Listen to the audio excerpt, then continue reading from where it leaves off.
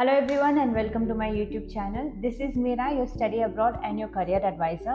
और पिछले वीडियो में हमने ये डिस्कस किया था कि 12th के एग्जाम्स के साथ साथ आप अपने नीट के एग्ज़ाम की तैयारी कैसे करोगे। और इस वीडियो में हम प्रॉपर नीट के बारे में डिस्कस करने वाले हैं। नीट एग्ज़ाम क्या है, कौन ये एग्ज़ाम कंडक्ट करता है, कौन से बच्चे एलिजिबल है ये एग्ज़ाम देने के लिए, what is the syllabus, pattern क्या है, क्वेश्चंस कितने आएंगे और हर एक क्वेश्चन के कितने स्कोर्स होते हैं। तो ये सब कुछ हम इस वीडियो में डिस्कस करेंगे। So make sure you share, like and subscribe to my YouTube channel. और ये वीडियो उन बच्चों के साथ में शेयर करिएगा जो अपने नीट के एग्ज़ाम्स की तैयारी कर रहे हैं। बहुत सारे बच्चे ऐसे होते हैं जिनको पैटर्न का पता ही नहीं होता है, स्पेशली जो अभी 12th में है। बहुत सारे कम ऐसे बच्चे जिनको नीट के बारे में प्रॉपर और प्रिसाइज इन्फॉर्मेशन है। बहुतों को तो ये भी नहीं पता कि नीट का एक ऑफिशियल वेबसाइट है और बच्चों को सिर्फ वहीं से इन्फॉर्मेशन कलेक्ट करनी है। अगर आप वो स्टूडेंट है जो नीट के एग्ज़ाम्स की तैयारी कर रहे हो या फिर ये सोच रहे हो कि आप नीट का एग्ज़ाम्स दोगे, तो make sure you watch this video till the end. तो अगर हम बात करें नीट की, तो नीट है क्या? नीट एक ऐसा एंट्रेंस एग्ज़ाम है जो हर एक बच्चे को देना होगा अगर ही और she is planning for any desired course in medicine. So आपको मेडिसिन रिलेटेड कोई भी कोर्स अगर ऑप्ट करना हो अपने +2 के बाद में, तो आपको नीट एग्ज़ाम देना ही होगा। NEET is nothing but national eligibility cum entrance test. और अगर आपको नीट के ऑफिशियल वेबसाइट को रेफर करना है तो डिस्क्रिप्शन में उसका लिंक दिया गया है। मेक श्योर आप नीट के रिलेटेड कोई भी रिसर्च करें या फिर कोई भी इंफॉर्मेशन हासिल करने की कोशिश करें तो इसी वेबसाइट से करेगा, because this is the official website of NEET. NEET exam साल में एक बार होता है and it generally falls in the month of May या जून। पिछले 2 साल से because of COVID NEET exam काफ़ी ज़्यादा पोस्टपोन हो गया है, लेकिन इस साल के शेड्यूल में NEET exam will be conducted in the month of May. पूरे इंडिया में एक ही दिन नीट एग्ज़ाम कंडक्ट किया जाता है और जब बच्चे का जब रिजल्ट आता है तो बच्चों को रैंकिंग दिया जाता है। सो उस रैंकिंग से बच्चे को पता चलता है कि वो एलिजिबल है कि नहीं इंडियन मेडिकल यूनिवर्सिटीज़ में अप्लाई करने के लिए। इंडिया में मेडिकल सीट्स काफ़ी ज़्यादा कम है और बच्चे जो है वो ऑलमोस्ट 15 से 20 लाख तक स्टूडेंट्स हैं। उनमें से समझिए एलिजिबल होने वाले भी अगर 10 लाख स्टूडेंट्स हैं, फिर भी इंडियन मेडिकल कॉलेजेस में इतनी सीट्स है नहीं कि इन सारे बच्चों को केटर कर सके। सो एक रैंकिंग से पता चलता है कि कौन से बच्चे को एडमिशन इंडिया में मिलेगा और कौन से बच्चे को शायद नहीं मिल पाए। अब नीट एग्ज़ाम कंडक्ट कौन करता है? नीट एग्ज़ाम जो है नेशनल टेस्टिंग एजेंसी कंडक्ट करती है। Exams like NEET, JEE, CMAT और CUET, so common university entrance test, ये भी एक एग्ज़ाम है जो NTA ही रेगुलेट करता है। और नीट जैसे नीट का एक सेपरेट वेबसाइट है, वैसे ही NTA का भी एक सेपरेट ऑफिशियल वेबसाइट है।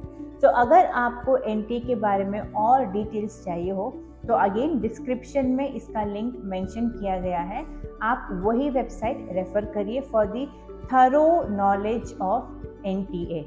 अभी हम बात करते हैं एग्ज़ाम पैटर्न की। सो नीट का एग्ज़ाम पैटर्न क्या है? नीट में कितने सब्जेक्ट्स होंगे, कितने क्वेश्चंस आएंगे आपको एग्ज़ाम में और ईच क्वेश्चंस के कितने मार्क्स होंगे, ये काफ़ी ज़्यादा इम्पॉर्टेंट है।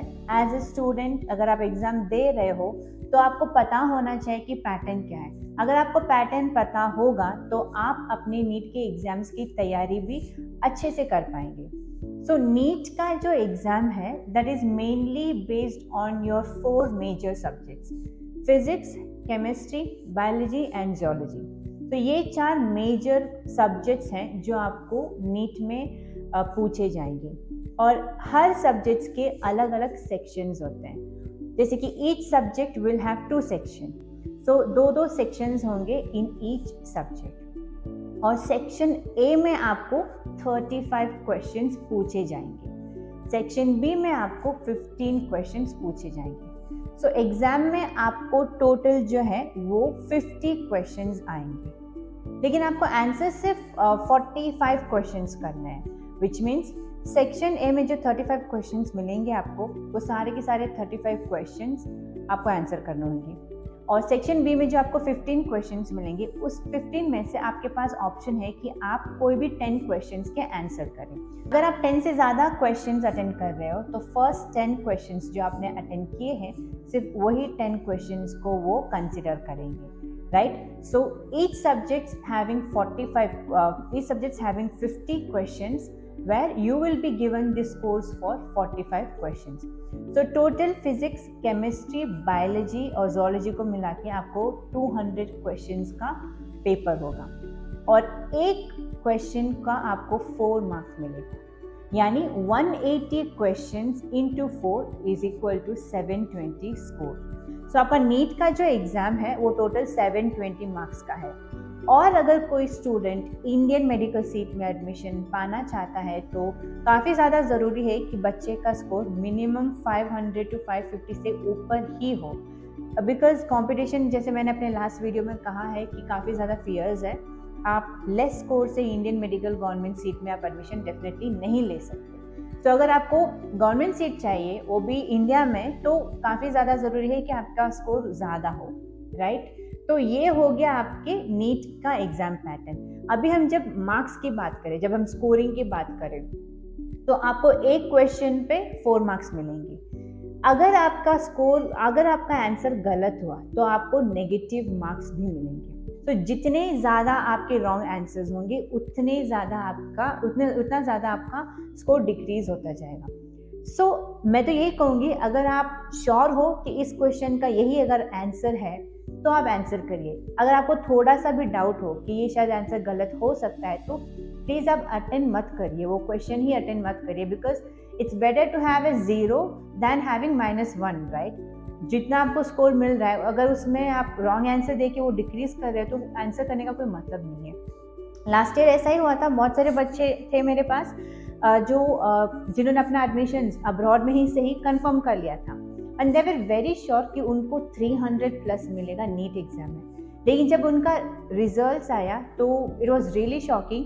बहुत सारे बच्चे क्वालिफाई भी नहीं हो पाए और रीज़न सब ने यही दिया था कि उन्होंने उनका स्कोर जो है वो नेगेटिव मार्किंग की वजह से कम हो गया। सो आप नेगेटिव मार्किंग को काफ़ी ज़्यादा सीरियस ले। अगर आप श्योर नहीं हो किसी भी आंसर को लेके तो आपको प्लीज़ अटेंड मत करिए और वो क्वेश्चन ब्लैंक छोड़ दीजिए, बिकॉज नेगेटिव मार्किंग काफ़ी ज़्यादा आपके लिए प्रॉब्लमैटिक हो सकता है। नेक्स्ट एग्जाम ड्यूरेशन जो है वो होगा 3 hours and 20 minutes।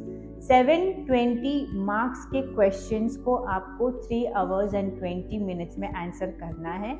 कोई लॉन्ग ऐसे टाइप क्वेश्चंस नहीं है, सारे 200 क्वेश्चंस जो है MCQ टाइप्स हैं। तो आपको बस अपना राइट ऑप्शन सेलेक्ट करना है। तो exam duration is 3 hours 20 minutes।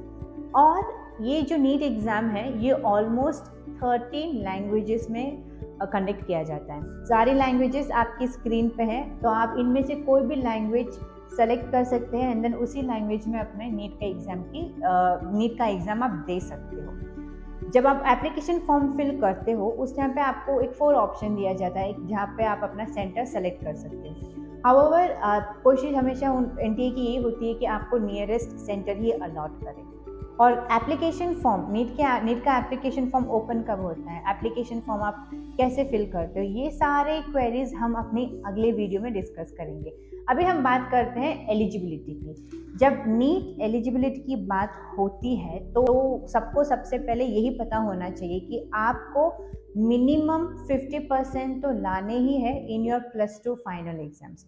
अगर आपका स्कोर 50% टुगेदर PCB टुगेदर 50% नहीं है तो you are not eligible to give the NEET exam. अगर आपको रिजर्वेशन है then your score should be 40%, aggregate score should be 40%। For general category it is 50%, for reservation it's 40%। And अगर कोई student है, कोई स्कूल या कोई बोर्ड ऐसा है जिन्होंने एग्ज़ाम कंडक्ट किए हो लेकिन अभी तक वो रिजल्ट्स अनाउंस नहीं कर पाए हों, तो जो बच्चा 12th के एग्ज़ाम्स के रिजल्ट्स का वेट कर रहा है वो भी एलिजिबल है to give the exams, provided जब उसको रिजल्ट मिले वो result has to be more than 50%।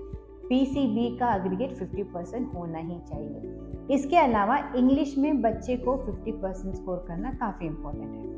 Minimum age limit जो है स्टूडेंट्स की वो है 17 ईयर्स, यानी स्टूडेंट्स को 17 ईयर्स कंप्लीट करने होंगे when he appears for the NEET exam. NEET के लिए कोई अपर एज लिमिट नहीं है, पहले थी लेकिन अभी there is no age limit. इसके अलावा जो स्टूडेंट एनआरआई है वो भी ये एग्जाम दे सकता है। सो इस वीडियो में हमने काफ़ी बेसिक्स डिस्कस किए हैं अबाउट द नीट एग्जाम। ये इन्फॉर्मेशन आपके लिए काफ़ी ज़्यादा ज़रूरी है, आप प्लीज़ इसको इग्नोर मत करिए। ये मत सोचिए कि हमारे लिए कोई फ़ायदा नहीं है, हम तो बस पढ़ाई पे ध्यान देंगे। अगर आपको पैटर्न और इन सब चीज़ का पता होगा तो आपको अपने एग्जाम्स की प्रिपरेशन में काफ़ी ज़्यादा हेल्प मिल सकती है, राइट। तो ये जो वीडियो है आप डेफिनेटली अपने फ्रेंड्स के साथ में शेयर करेगा। एंड डेफिनेटली स्टूडेंट्स जो नीट एग्ज़ाम देने जा रहे हैं उनके लिए ये सारी इन्फॉर्मेशन काफ़ी ज़्यादा मायने रखती है।